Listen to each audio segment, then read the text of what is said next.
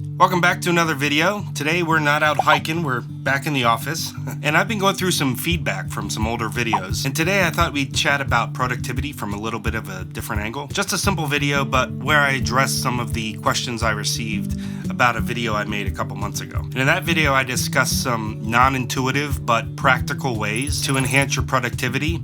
Now at the time I was really focused on providing something tangible, concrete stuff that you could try out. Now since then, I've received some feedback that maybe it would be helpful for me to cover the less tangible or conceptual side of things too. And in general, this is something I'm still definitely trying to work through as I learn more about making videos for YouTube specifically. Like, what's a good balance between concepts and tactics, Anyway, I'm always open to feedback and suggestion, but in this case, the concept that seemed to be getting attention was a general kind of curiosity about how I think about prioritization. So in this video, I'm going to share a few of the principles that I use personally to help me prioritize more effectively, in the hopes that some of it will resonate with you and give you some ideas that you can apply to your situation. Think of these as a kind of foundation. Over the years, I've used a variety of different methods to help me prioritize, anything from the Eisenhower matrix to journaling. And the way I do it now is different than I used to do it even just 2 years ago. But behind the scenes, these principles remain consistent for me. Before I dive into the principles though, I feel it's important to share a mindset that I've grown into over time, and that's shifted how I view productivity generally. While I think it's natural and healthy to want to be more productive, and it's something certainly worth pursuing, I've come to feel pretty strongly that it can turn into a sickness if we take it too far. So what I share in this video will be from that more dialed in perspective. I'm no longer a person that tries to squeeze every drop of productivity out of a day. If you are, maybe this video is not going to be for you, but I would encourage you to put some effort into understanding why you operate that way. Think about what your relentless pursuit of productivity may be costing you. To me, this idea that if you're not constantly moving, you're dying is one of the really toxic ideas that seem to proliferate the self-help and self-development genres. We're not machines that require constant optimization. And much of the beauty of life tends to live in the gray areas that we overlook while we're chasing other things. And busyness is not the same thing as being productive. Now, if you'd like me to make a video in the future about my thoughts on the toxic side of productivity, let me know in the comments. But for now, I just wanted to share this perspective as it seemed important to let you know the lens I'm looking at it through, so that you can decide whether or not you even care what I have to say. All right, so let's dive into these principles. All right, so I'm trying to organize these by most challenging to least challenging. So I'm going to start off with what I at least find to be the most challenging principle, because without it, I think it makes everything else harder. And trust me, I still struggle with this way more than I care to admit, but they say awareness is half the battle, right? And when I'm doing well at remembering this lesson, it really does help me be more disciplined about my priorities. And this principle is quite simply, not everything's a priority. And further, not everything that does seem like it might be a legitimate priority needs to be your priority. Now this sounds deceptively simple, but man, it's so hard to put into practice. We're bombarded all day long by people and situations that are demanding our attention, and it can all feel so important. But important to someone else may not be important to you. And no matter how important you think everything is, the truth is the vast majority of stuff just isn't that important.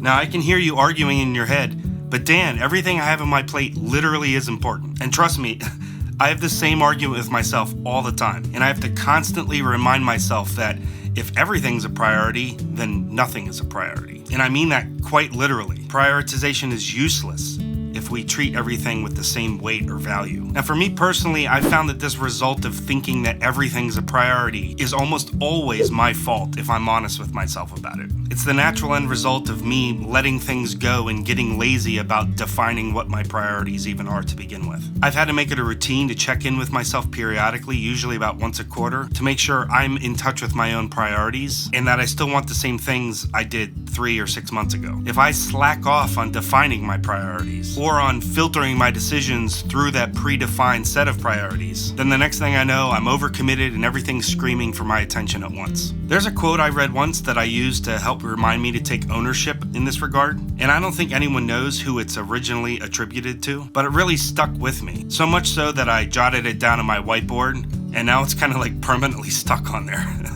But the quote is, if you don't prioritize your life, someone else will do it for you. Now, this is certainly not a new idea. It can be traced as far back as the ancient philosophy of Stoicism. But I think because it's been around so long, it's easy to treat it a bit flippantly, like some kind of empty Hallmark card platitude or something. But if you really stop to dwell on this idea and follow it to its natural conclusion, it's pretty profound. Here's what I mean. You're going to have priorities, whether you mean to or not. The problem isn't that we don't have priorities. Where we run into trouble is if we haven't exerted any control over these priorities. Think about your boss, your clients, your spouse, your kids, your friends, etc. Each of them has their own perspective on how they should be a priority for your time. Now, I don't want to be misunderstood here. I'm not making any value judgments about the people you have in your life and whether or not they're worth it. Obviously, I don't know your exact situation, and I'm not saying that those people in your life shouldn't have those expectations or shouldn't be important to you. But try to consider this from a dispassionate perspective for just a moment. I'm simply pointing out that if you don't take ownership of defining your priorities, if you're not in the driver's seat, you'll still be going somewhere, but you'll just be along for the ride. Your time will be spoken for whether you mean for it to be or not. Either you're setting the expectations intentionally or unintentionally. But even if it's unintentionally, you're still allowing an expectation to be set. Inaction creates its own set of expectations. So anyway, I don't want to beat a dead horse at this point. I'm just trying to help you understand why this principle is so important to me. Less is a priority than you think it is, and everyone else's priorities don't have to become your own too. You've got to take responsibility of setting your own priorities. All right, moving on to the next principle. I do think there is value in the advice you'll sometimes hear that if something isn't a priority to you, just own it. That way you're less inclined to beat yourself up about the things you don't have time for or that you're just not interested in. But I take this a little further because I don't think it's meant to be taken in a vacuum. To me, it's not enough to just say something isn't a priority and move on. We need to also do the work of understanding why it's not a priority. Else you'll just have to keep addressing it down the road. Taking this extra step of understanding why something isn't a priority for you does a couple things. First, quite simply, it makes it easier for you to prioritize over the long term because you'll naturally develop your own set of principles or filters for deciding what's important to you. Secondly, and to me this is the most important benefit, the reason you struggle with prioritization might not be for the reason you think, and you can't really address a problem until you understand the root cause. Figuring out the reason you're struggling with prioritization should be, well, a priority. And this becomes easier if you develop an ability to be brutally honest with yourself about your natural tendencies, both the good and the bad. Let me give you an example of an area in which I'm weak and how putting some effort into exploring why led me to be able to start making some improvements in my prioritization. Now, my personality is such that if I'm not careful, I'll just default to putting the needs and priorities of others over myself, especially if it's obvious that there's some tangible way I can help. It's like a short circuit in my brain that's just perpetually lurking, waiting for any moment to jump out and say, hey. And the closer I am to someone, the more likely I am to have this problem. And not only is this a problem because for me it causes me to have a tendency to get sidetracked, but it also means that over the years I've allowed way too many people that I thought I could trust take advantage of me. Now, I'm not at all saying you shouldn't trust people, and that's not the advice I'm trying to give here. I'm just trying to give you some context. But as I've struggled to deal with this idea of prioritizing what was important for me, for literally decades, the surprising insight that I hope may help you here was that the resistance that I face when I try to prioritize came from a different place than I thought it did.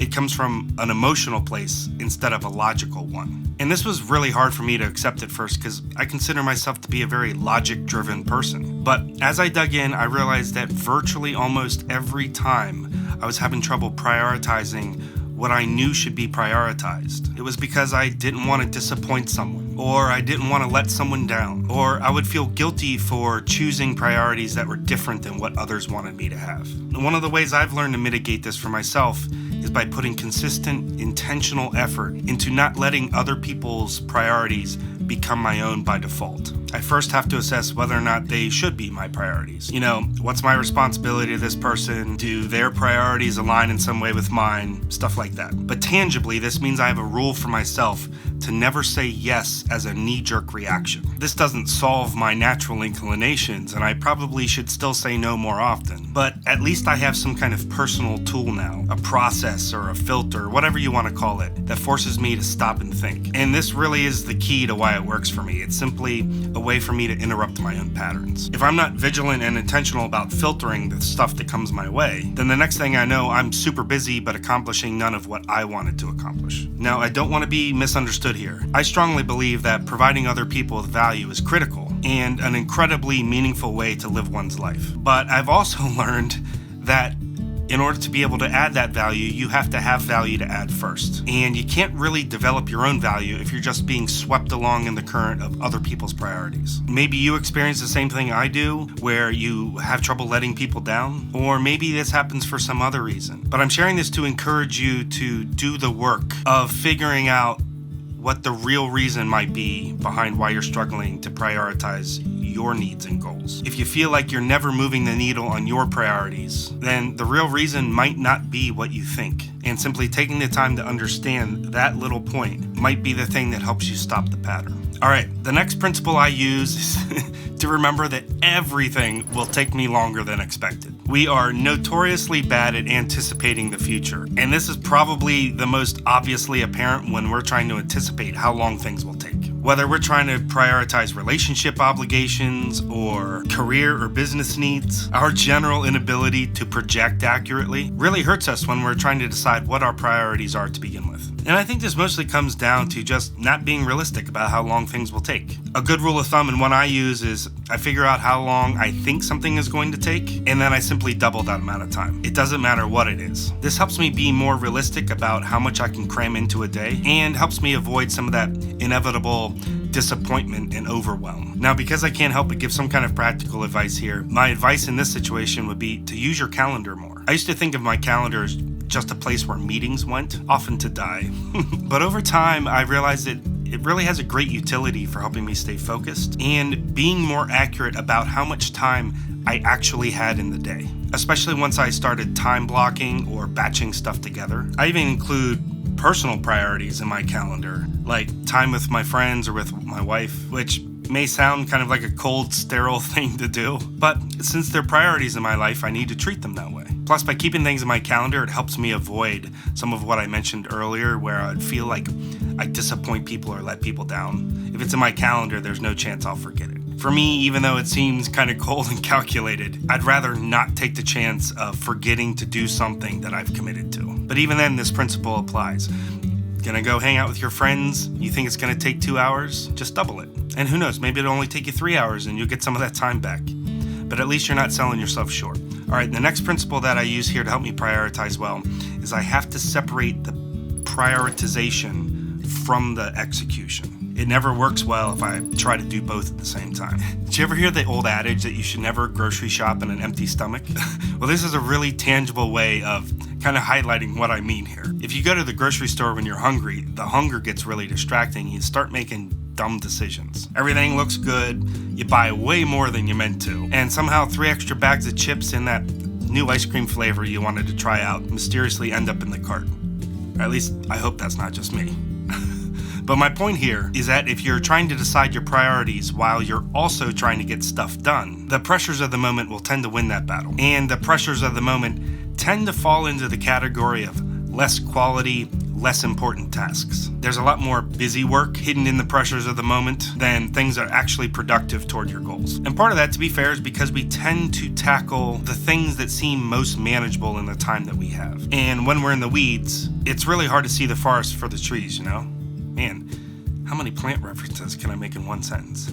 Anyway, nothing ever quite goes how we intend, and there will inevitably be things that you didn't anticipate that will take short-term priority. But if you separate the prioritization process from the execution, then you've given yourself a set of considered guidelines, something that you can follow that aren't as susceptible to the pressures of the moment. You've got something to remind yourself to stay pointed in the right direction. Now, I find this especially valuable when I start to get overwhelmed, and I personally find that it's best to set my priorities the night before. That way, the current day, all the things that happened, the things I learned, the things I didn't anticipate, all that will be fresh on my mind, and I can just hit the ground running the next day. Some people like to do this in the morning, though, as part of their morning routine. Try it both ways. Figure out what works for you. Just make sure that you focus on making it a routine, and that you don't just get started with knocking out your tasks before you set your priorities. Now, a really quick note I want to make here is to keep in mind that it's perfectly fine for your priorities to change. Be adaptable. I know for me personally, it can be really easy to fall into the trap